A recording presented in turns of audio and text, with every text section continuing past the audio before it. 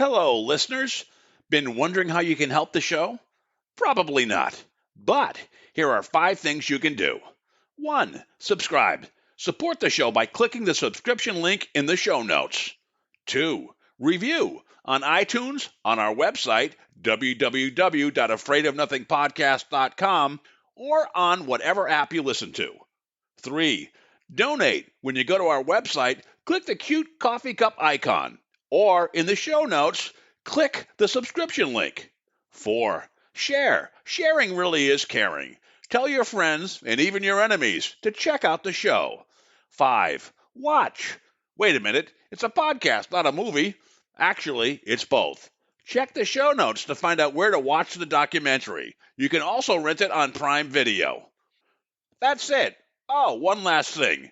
Enjoy this episode. Get set for not one, but 2 great guests tonight in a cataclysmic love story for the ages, one that extends beyond this life into the afterlife. And you're going to hear all about it after this opening bit.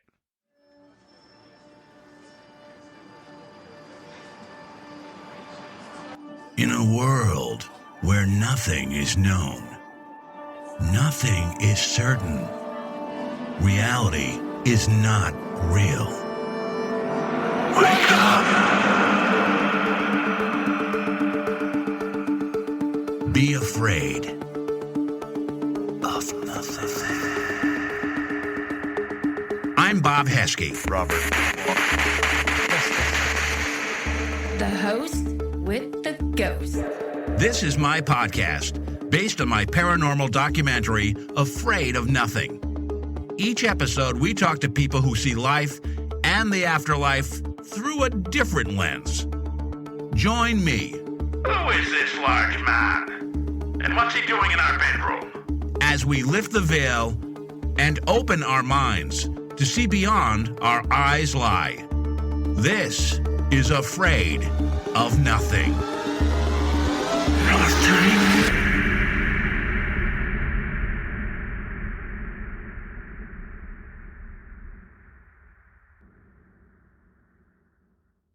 Well, we have an episode today that is not only super unique, but it's taken a while in the making. I mean, it's got not only a para-celebrity, a guest that was in my documentary, Afraid of Nothing, a psychic medium, Ruthie Larkin, but also a gentleman who has a crazy story. And there's a connection with Ruthie that we're going to share on this podcast. And you're going to meet them right now. So I'm going to start first with Ruthie Larkin, the psychic medium. Ruthie, welcome to the show. And do you want to give our audience a quick reintroduction to you? Sure. Hi, Bob. Glad to be here as usual. I'm a psychic medium. I've been doing this work for 14 years now, and I love it. Just very much enjoying what I do. And I met Robert. We have quite a story to tell, or he has quite a story to tell. That's a great segue. His name is Robert Possiel, but we're going to call him Bob because we're all friends around here. Bob, you are a man who's a successful entrepreneur. You're a car enthusiast. You love Great Danes, I believe. You got a lot of great interests. One thing you did not expect to do or be is an author. So you want to introduce yourself quickly and we'll get into that? Yes, I'm Bob Possiel. I am actually in the landscape construction. That's basically what I do for work. And I got involved in doing this book, which is a love story based on the information that I retrieved from Ruthie, and the story is absolutely unbelievable. So I hope everybody's ready for the ride. It's a roller coaster ride, and love is always the answer. And you can grab the book at loveisalwaystheanswerbook.com, all one word. And that leads you to my website, and there's a link there you can click on and purchase the book. Thanks, Bob. Now, every love story doesn't have quite the rocky road that yours did. Let's talk about how you first met Jen, and you didn't expect to have a relationship. You just expected someone to help you with your dogs, correct? Yes. I basically belong to a few Great Dane sites. And obviously I have a Great Dane, and I was reaching out because Samson was a puppy at the time, and he was very, very, very bouncy and kind of out of control. So I got involved in talking to some people, and some people gave me Jen's name. Now, Jen is in California, which is 3,000 miles away from where I am. So I'm thinking, oh boy. So anyway, I got a hold of her, messaged her, and she messaged me back. She gave me her phone number. I called her. We set up basically a time for her to come and at a cost to train my dog Samson. And that's basically how it all started. It was just a business relationship when we first started. As she came, I picked her up in Logan Airport and brought her back to the house. And we started talking, and she was kind of giving me some pointers of how we're going to train my dog. Now, obviously, it's a Friday night, and Saturday morning came around, and we went out for breakfast, and we started talking. And she said, boy, I love this area. It's beautiful. It's quiet. It's peaceful.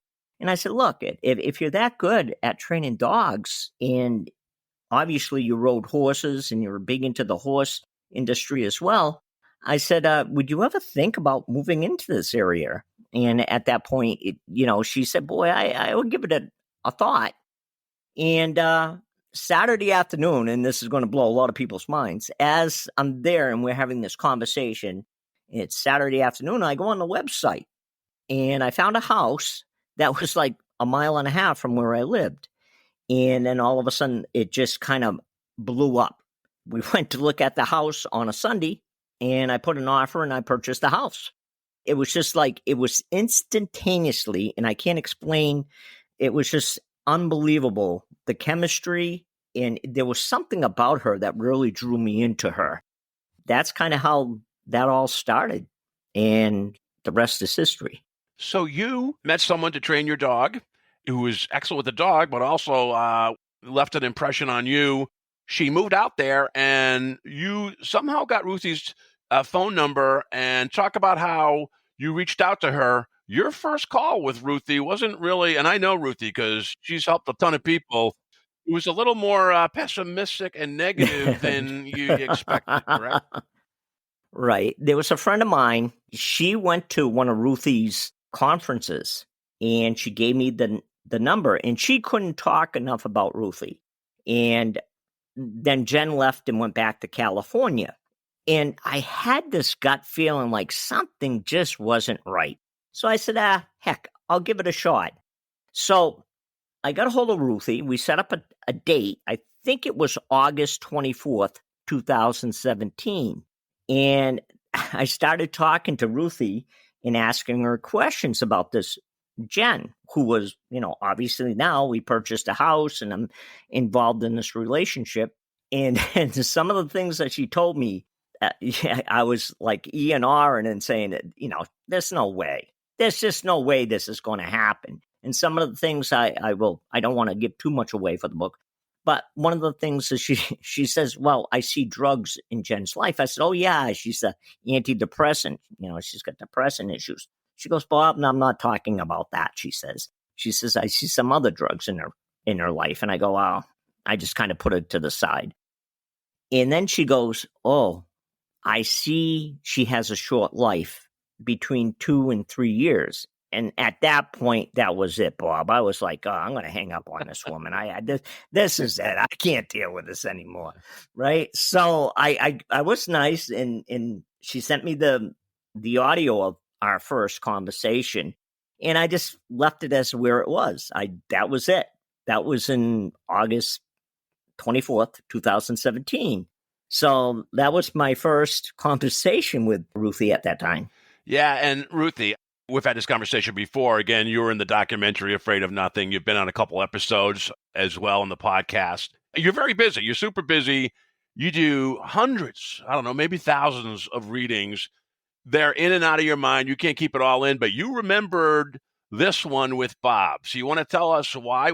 And did it kind of even surprise you, the negative feelings that you were getting on this virtual or psychic meeting with Bob? That's correct, Bob. Yes, and my readings aren't typically negative like that, but I tell the truth. Whatever I'm getting it because the person I'm talking to is supposed to hear it. And I did not get any good feelings about Jen. And I knew that this was putting Bob off, but I knew that he was walking into a hell, basically. And I was trying to persuade him that she wasn't who he thought she was. So that's exactly how it worked. And I felt bad that I was telling him this information, but at the same time, I have to always tell the truth. So, Bob, you took the information like, oh, God, this is awful. And you went away, and then you started realizing some of the things that Ruthie told you were right, and you kind of had a reunion call with Ruthie. You want to talk about that? Yes, it was in February of 2018. And at the time, Jen and I moved into the property in November. We were in the property for 6 to 8 weeks. And all of a sudden, the issue was that I gave Jen a phone. And at that time, she was using the company phone that I got her. And there were all these calls from like Boston and Worcester, and I didn't understand it. And at that point, at that moment, on January 18th, 2018, I discovered she has a problem, and it's a drug problem. So at that point, she realized that I found out about her issue, and at that point, I moved into my other property that I had, and she was taking over this property. In February, I called Ruthie, and I said, Ruthie, am I going to get my house back? And Ruthie is going, oh, Bob, you should have listened to me, right? So, Ruthie, it's been about a year since you've heard from Bob, who didn't have the happiest reading, and you hear from him again.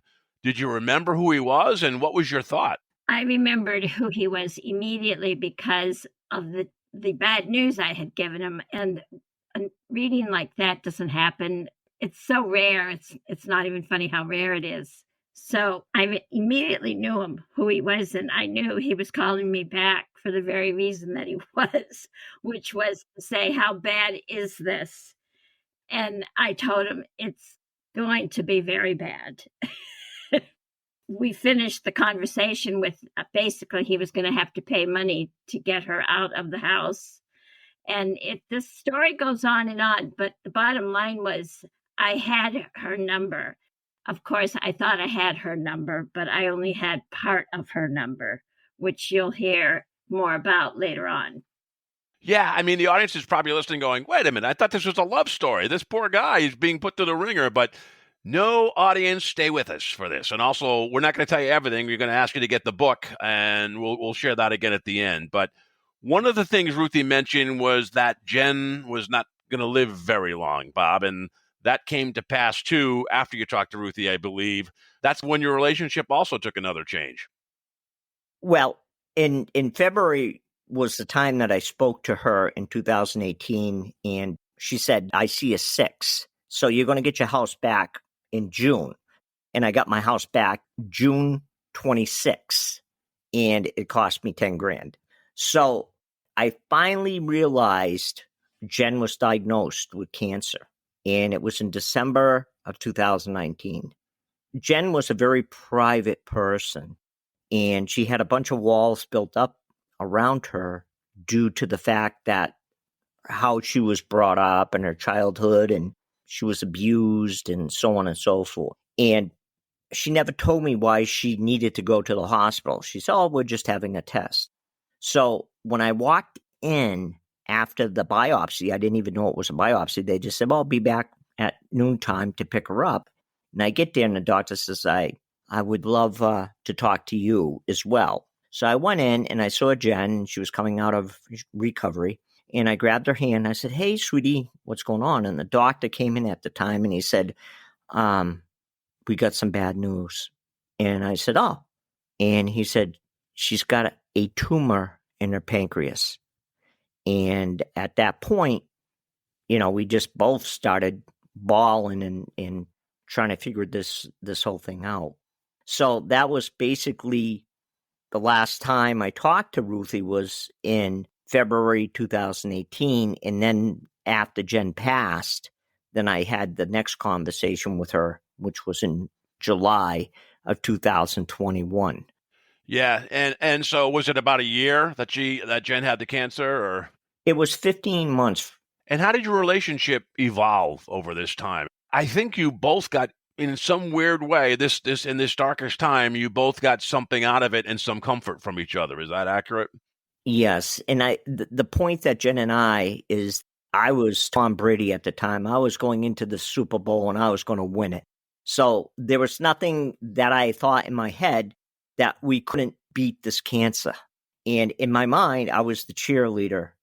The support that I had for this person was unbelievable. And I kept being drawn to her and giving her support and being there for every moment of her life. And I took about a year off from work to be with her. And during that period of time, the conversations we had were very, very in depth, and a lot of soul searching and a lot of truth.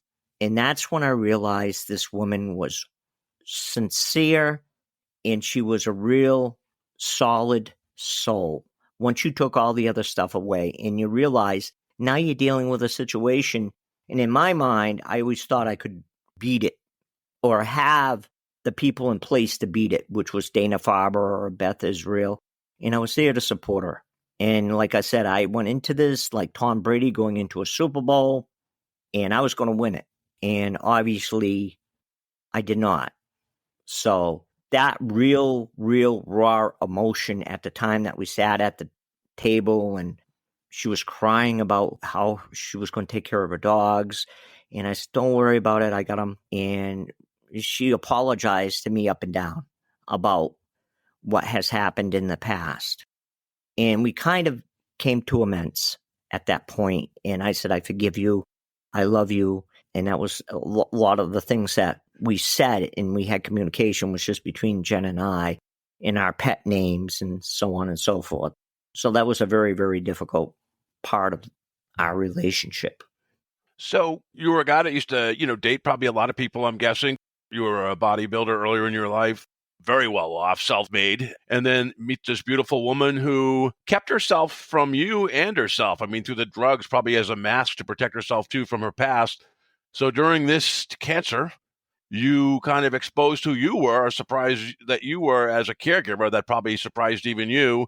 And she responded and shared really who she was as well. Is that accurate? Very accurate. We spent time together. The things that we done was that we sat on the porch and we had coffee and we just talked about life, and about our roller coaster relationship. And she couldn't apologize enough, but there was something magnetic there, and there was something different that I didn't understand. Why everything that's happening? Why is this happening to me? I mean, she got clean of drugs. I took care of that situation. And I got her the help she needed. And then just as she was becoming this beautiful rose that was opening up, that this awful, awful disease, the most aggressive cancer out there, the pancreatic cancer. And I'm thinking to myself, why is this happening? Why? And as the story goes on, the journey was already etched in stone prior to this. Yeah, that's a good segue, because call number 3 to Ruthie came a couple of months, I think, after Jen passed. Ruthie, do you remember that call? And were you surprised to hear from Bob again? I remember it perfectly, and no, I was not surprised at all. I figured he would be back in touch with me at some point after she passed. It was sad, to say the least, but we all have a spiritual journey. And even I was surprised at what I was going to be finding out, because they were absolutely two souls that were connected and were soulmates, but we had no clue about that until we started talking to Jen. And Ruthie, the skeptics out there will be, well, wait a minute, you're a psychic medium. How come you were trying to keep him away from Jen at the very beginning? And I think I know how you respond to that, but you mind answering that? No, of course not. Because I was told the truth about her human life. We were talking about Jen the human. And any message I get is going to be accurate as far as I'm concerned. People that come to me know that I do have a lot of accuracy.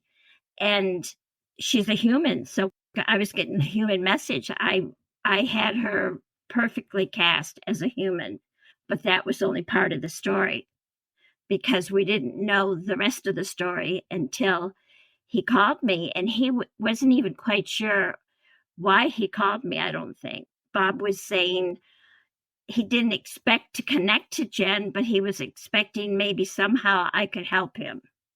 He didn't really know what to expect. And I said, well, do you want to talk to her? Do you want me to connect you? You know, we can have a connection with her. So he was very surprised, but I knew we could connect to her. And that's when we got the rest of the story. How many calls did you have after that point with Ruthie, Bob? So you've had 3 calls. First call is, nope, not for you. Tells you some stuff that came true. The second call, some more steering you away. And then the third call, you're just trying to just reach out and have a connection. You're not looking for a connection in the afterlife, but that's what you get. So what was your reaction from that call? And then how did your relationship with Ruthie and with Jen evolve after that? When I finally got a hold of Ruthie on that day, it was in July. It was 3 months after Jen passed. So I finally get a hold of Ruthie, and Ruthie explained to me, very simple, she got a hold of Jen, and all of a sudden she stopped. And she goes, oh, you guys were soulmates. That's the reason, as Jen was explaining this through Ruthie. And I'm like, oh, and I really didn't know what a soulmate was. And then she explained it to me. And then in the second part of it, she goes, oh, Jen is waiting for Diesel. That was Jen's baby. And I go, oh, he's doing fine. What do you mean she's waiting for him? So I didn't think much about it. And I took him to the vet, and he was full of cancer. I had him put down like a week later. And one of the things that Jen said in this conversation with Ruthie is, don't let him suffer. So he was to the point where he couldn't stand up, and it went quick. It went from like him running around, jumping around, having a great time, to within 2 weeks, he could barely stand to eat his food. And I knew at that point, that's what I needed to do. So that was really eye-opening in this, this new chapter of my life now. So that's kind of how that conversation went. And between Ruthie and I probably can't count how many times we've had conversation in the last 2 or 3 years. And it is such an incredible journey. And I understand the journey so well now. And thanks from Ruthie for explaining this to me in detail. And that's what this book's about. It's about hope and to inspire people. It's interesting because that explained why you had the sudden attraction, and that explained why it was a deep attraction. It wasn't just because she was beautiful, which Jen was, but when she had cancer and was at her weakness, you were still more even deeply connected to her, and that soul connection really kind of explains that. I guess, Ruthie, what do you believe? Was she in Bob's ear telling him to call you, or did she visit you and prompt you to have conversations with Bob? How did that work? Well, it can work many different ways. I do believe that spirit gets us to do many things because they do have our ear, whether we know it or not, but where they can put things in our mind, if we're close enough to them, where we will act accordingly. They may try to save us from a dangerous thing, or they may just say, look at you, the rest of the story. You need to hear the rest of the story, which was Jen's story.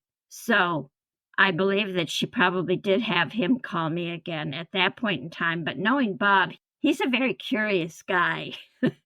And he wants to know things. He had no clue about how soulmates work or how a real medium works, because before I was doing psychic things with him. I was telling him psychically. I was reading the energy. So he had no idea how it all worked until he called me that first time after she died.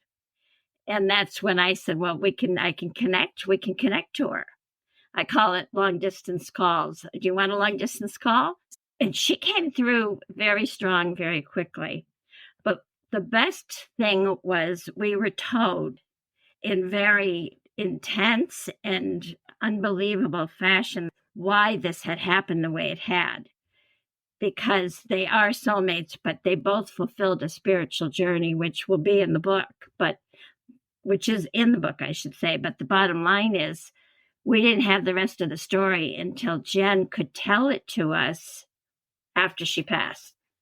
How many lifetimes, Ruthie, in your experience, does it take for, soulmates like Bob and Jen to connect and tie the knot on this part of their spiritual journey? Soulmates are in each other's life for every lifetime, and we have many lifetimes. Some way, somehow, we will meet our soulmate. We cannot get through another life without that soulmate. And that soulmate can appear as a brother, a sister, a lover, a mother, a father, anything. We can even change sexes. But the bottom line is you only have one soulmate, and you have that soulmate for eternity.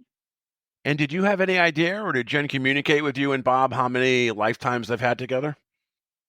She never told me anything like that. And that's not something I think that I have ever received, but I will have once in a while. I do get to see another lifetime they had, but that is really a situation that I send people to a past life regressionist, a specialist. I have been trained in it, but not to the degree that I'm certified. But you can find out how many times you've lived, basically, and how many times you have seen your soulmate and have a relationship with them, and what that relationship is about. It's very interesting. So, Ruthie, you've been having conversations, channeling, Jen to Bob based on what she tells you. How is she doing in the afterlife, and what has she shared with Bob about what the afterlife is like? First of all, she's very engaging. She dresses up differently all the time. And she'll come in and tell us about different things that she's doing. She's always got the dogs with her. Something always comes out that's new and different for us. But she's definitely, what I have seen is that they can do whatever they want to do on the other side. A lot of times when they have had problems with drugs, they'll help people on Earth get through drug situations. And that's their choice. Jen has the dogs with her. I think there's 5 dogs, if I can remember right. She has told us so much information, but what she does is she gives Bob a lot of information of things that will happen or things that have just happened. And I think that's what really sealed the deal for Bob, because he had no idea how mediums work, what kind of information we can get. And every situation is different anyway. But she's extremely happy. I've never seen an unhappy spirit in my life. There's no unhappiness. Once you transition, you're full of love and peace, and you have universal knowledge. But she'll tell him the funniest things, and he'll say, "Oh my God, I can't believe it just happened." He'll call me or he'll text me and say, "Look, Jen just told me I was going to see this, and here it is." So she gives him a lot of fun information, I think. She talks about the dogs a lot.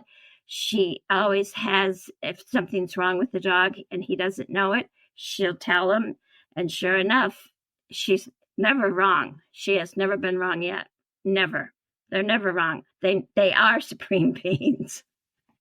So it sounds like she's keeping tabs on you, Bob, and even like as recent as Thanksgiving. You want to share that little story? Yes. I was talking to Ruthie, and it was Thanksgiving morning, bless her soul. And one of the things that Ruthie said is Jen said, "Where's the turkey?" And I always have turkey, right? And this is the first year I didn't have the turkey. And obviously I always set a plate, without the food, but I always set a plate in Jen's place there. And she was concerned that there was no turkey. And she said, "Where's the turkey?" And this is the first year that I bought a ham. So that's a pretty well, that kind of like, well, that's kind of nice. And then I'm sorry about the laughter, but as the conversation ended between Ruthie and I, and she goes, "Oh, you got a little mouse that's running around your house." And I go, "How did she know that?" And the son of a gun, I buy these donuts for my dog, my Samson, for treats. He likes the plain donuts from Market Basket. And this little creature opens, obviously the box is already open and I just fold it over. He opens it up and he starts nibbling on my donuts. So obviously I knew about that like the day before, that it was this information that, Jen, Ruthie didn't know nothing about it. And Jen explained to Ruthie, oh, he's got a mouse running around. And obviously I do. So there you go. Yeah, that's pretty funny. I'm not surprised at all with Ruthie. Also, do you ever pick up anything? There's one of Ruthie's dear friends is a guy named Rob Guttrow. He is known more as a pet psychic. He helps people see signs from their past pets because they're not tuned into it, right? So he helps a lot of people do that. Has Ruthie, in your calls with her, have you ever seen some signs that you thought, wait a minute, that's Jen telling you? Have you ever had an intuition or a voice in your ear or a sign of something you said, that's definitely Jen? Yes, and I've had many. So Ruthie's talking to me, right? And we got Jen on the long distance phone call, and she's sitting on the curb and she's staring at this gray owl. And Ruthie goes, you seen an owl? I go, yeah, in the zoo about 20 years ago. I didn't see an owl. I haven't seen an owl for 20 years, maybe 25 years. She said, well, you better keep your eye open because Jen's sitting there staring at this owl. And it's a gray owl, and it's a very spiritual owl, and it's wisdom, and there's other things that go with it. So I said, oh, all right. I think it was the next day, or maybe the day after, I can't remember. I'm taking my dog Samson out. It was about 9:30 or 10 o'clock. And as I'm walking up into the upper field, this bird comes flying by me, and he's probably 10 feet away from me, and his wingspan was fairly large, right by me and up into the pine tree. And I'm looking, and it's this gray owl that's staring me down. And I'm like, what the heck? So I said, So I bring my dog in, Samson, because he was done doing what he had to do. And I have the two other dogs of Jen's. So I take them out. And there's this beautiful owl on a pine tree, and he's still there. So I took 3 or 4 pictures of this beautiful, beautiful gray owl. And then I thought nothing more about it, and I went to a job site. I came back in 4 hours, Bob, 4 hours. There's another pine tree right as I come out of my door, and there is this owl staring me down again. And I'm like, wow. So I grabbed my dog, Samson, as I take him out for the second time. It was probably 1:30, 2 o'clock in the afternoon. As I'm taking him out, this bird flies by me again, by my barn, and sits up in a pine tree and watches us for probably 5 or 10 minutes. And then all of a sudden, it's gone. It just flew away, and I have never seen that owl again. Wow, that's great. I mean, and there's tons more in the book. When people get the book, they'll get a pretty good idea of how this story that began with a relationship in life, continued in the afterlife, continues to guide you and bring you happiness and joy. The book is done, and you're going to tell us again at the end of this podcast where to get it, and love is always the answer. But you continue to have some revelations. Is there anything else you'd like to share that you think our audience might find interest in that is after the book? Yes, there's actually a couple of different situations. One of the situations, I was outside. It was probably 5 o'clock in the morning with my dog Samson. I'm walking by, and all of a sudden Samson just stops, and he's looking to my right. And as I'm walking with him, he just stops and he peers his head. So I'm still in movement, and I see this shadow, and it was transparent, and it went by me. As it went by me, I could feel it go by me. And I'm like, holy Jesus, what the heck was that? I didn't say anything to Ruthie about it. And during one of our conversations, towards the end of our conversation, Jen says to Ruthie, that shadow that went by you, that was me. And that was kind of oh. So that was another situation that's happened to me. That's pretty cool. I'll give one more that's pretty cool too. It just warms my heart. I'm sitting there talking to Ruthie on a Saturday, and I have a cup of coffee I always put on the floor, and Samson always lays next to the cup of coffee. Now, nobody would know that. I don't share that with Ruthie. And Ruthie goes, oh, you got a cup of coffee that's on the floor? I go, yes. She says, is your dog right next to it, Samson? I go, yeah. And it was like that instantaneously right there, boom, done. And that's where he was. And there's so many other situations that have happened that are really, really cool. And I know she's with me. So really, I mean, the story will continue when you meet her in the afterlife, and who knows if you'll go on to a higher plane after this. But talk about how this experience has changed you from 2017 to now in 2023. I mean, a lot of people over the past several years have gone through a roller coaster with COVID and the economy and all this stuff, and they've gone through a bunch of trials and tribulations. But you've had a real spiritual one. But you want to talk about how this has changed who you were spiritually before and who you are now? Absolutely. Back in 2017, I had my oh, geez, the spiritual thing, is it real? Is it not real? Is it something that is a gimmick? Is it not a gimmick? Because I didn't understand it. And we all have a journey that we're taking. We don't know at what time or when people are going to leave.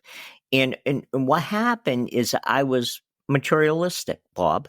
And at the point of what I went through with Jen and dealing with the cancer and dealing with this beautiful, beautiful young lady who was fighting for her life every day and not complaining. Pancreatic cancer is very, very painful. And it made me become more into the humanity of life and understanding it doesn't matter where you come from or who you are. Everybody goes through some difficult times, and there's grieving and there's pain and there's loss. And it really made me become more attracted to different people and understand them in many different forms. So the book is basically, I hope I can give hope and inspire people that maybe never had a chance to say goodbye to somebody, that will understand that there is a veil that separates us and it's very fine. And they're always there. So it made me really be in touch with my inner soul and to understand how people are in this world. And sometimes we take a lot for granted. And there are people that are really in need for what we have at this point of hope and to inspire them in some way. So I really put myself in that position more than I ever have in my life. When I see somebody that's down on their luck or no matter what, I'm more than willing and able to help them. So it really made me become more of a human being, a complete human being. Yeah, so this relationship, which is a very unique story, and we're going to talk to you in a second about this, but it is such a roller coaster, and it had such an upswing in the afterlife after Jen passed, and how it continues to change you. It's very unique. Ruthie, you've dealt with hundreds to thousands of cases, and there are some that you remember and you share. Where does this stand in the library of your experiences, and what surprised you, and what have you learned from this story of Bob, that love is always the answer? Well, I've learned a lot, actually, and this particular situation, it has a front row seat because I was given the opportunity to understand also that sometimes we're not supposed to get the messages that were meant to be heard later. This was a perfect case for that. In other words, I wasn't given the information. They were soulmates. I wasn't given the information that we would find out later because I wasn't supposed to. They were supposed to get through this, and they did. This was part of their spiritual journey here on earth. They fulfilled each other's spiritual journey. So that's the whole purpose of this. So for me to be able to see it and hear it and understand it, and most importantly, help Bob understand it, was really the greatest gift I could ever have. Also, I've always said my role in this world is to open minds. And that's all I ever want to do, is just open minds, give people a glimpse of what energy is about, where we go after we die. And we certainly did open Bob's mind, and it also opened mine even more as well. And I have to ask, it sounds like you have pretty regular conversations with Bob. How long do spirits continue the dialogue after they leave, or at some point, is it goodbye until I see you later, or is this one you see going on for a while? Soulmates never leave each other, never. But they also want people to move on. They'll always be their soulmate. I have a lot of clients ask me if they have a new partner on Earth, what will happen when they die, because their previous partner may have been a soulmate.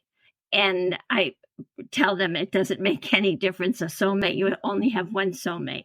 But doesn't mean that your partner will take a back row seat, your new one. It just means that everyone loves each other, and it's like a big spiritual loving family. You all have a role that you play in a human's life.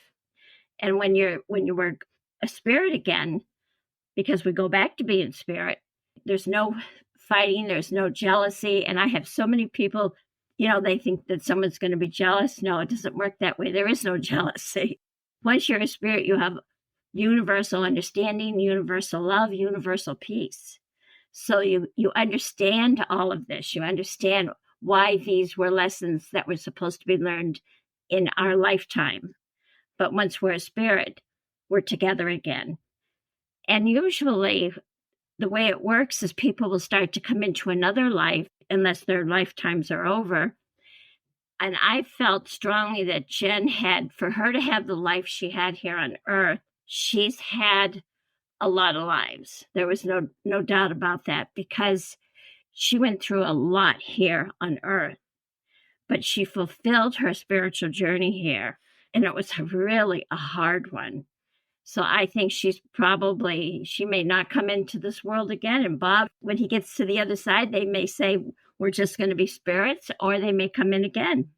But the bottom line is, the more lives we have will depend on what we have done with each life. Yeah, you're lucky, Bob. I haven't met my soulmate, and I feel like I have so much more to learn before I'll be like, Groundhog Day on this earth, I think, because I have so much to learn here. Wow, this really is as advertised, this is a very unique story with a wonderful message. It's nice to have a positive message and a positive story with all the negativity around. Bob, please tell us what's up with you now, where people can get the book, and any future plans with this story. Well, you can go to the website, which is loveisalwaystheanswer.book.com, all one word. Let me repeat that. loveisalwaystheanswer.book.com. And there's a link on my website you can click and you can purchase the book. It's on Amazon. It's on ebook.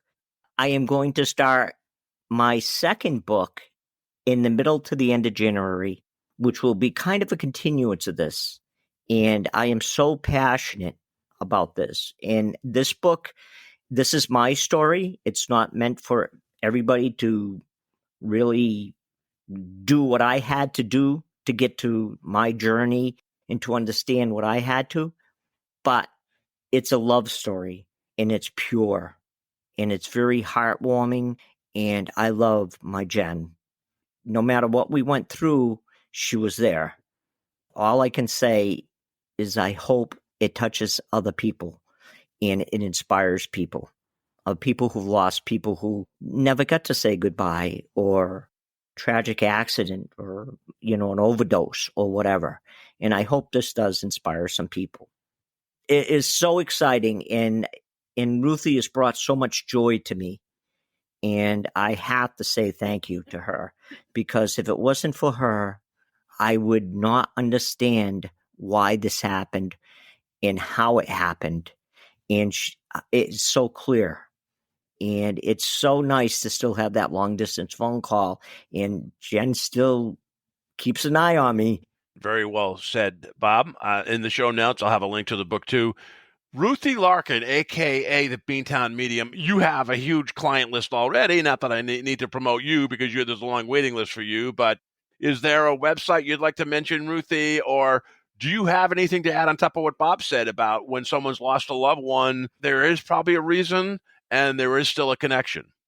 Thank you. Yes, there's always a connection and there's always a reason. One thing that everyone should know is that when you think of someone that you loved who has passed, the moment you think of them, it's like an SOS that goes out to that spirit. I don't care where they are. They were right by your side. They have no physical limitations, so they're immediately by your side. So it should warm someone's heart to know that's all they have to do is think of someone, either look at their picture, think of them in their mind, talk to them, pick up a piece of their clothing. It's an immediate SOS, and that they should know immediately that they have that beautiful spirit right next to them. And the other thing is that they can contact me by beantownmedium.com, and I have a request form to fill out if anyone is interested in attending a show or actually have a personal reading. Yeah, highly recommended. I mean, like I said, this is not just from this episode, from past episodes, from my documentary, and, just your reputation, Ruthie. Everyone knows how excellent you are. So, Ruthie and Bob Possiel, thank you so much for your time today. What a great message and what a great story for this time of year with all the other stuff happening. It's great to know that love is always the answer. Thank you both so much. Thank you. Thank you, Bob, for having us.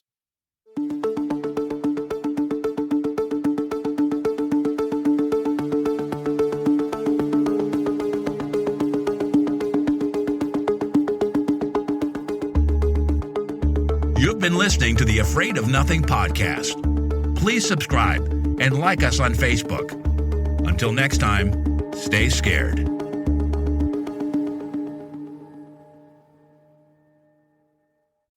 Hey, you're still here? Great. Then why not listen to another episode? Visit afraidofnothingpodcast.com to peruse all the shows. That's afraidofnothingpodcast.com. And while you're there, click the coffee cup icon to buy me a coffee and leave a review. I'll give you a shout out in an upcoming episode, and the world will know how swell you are.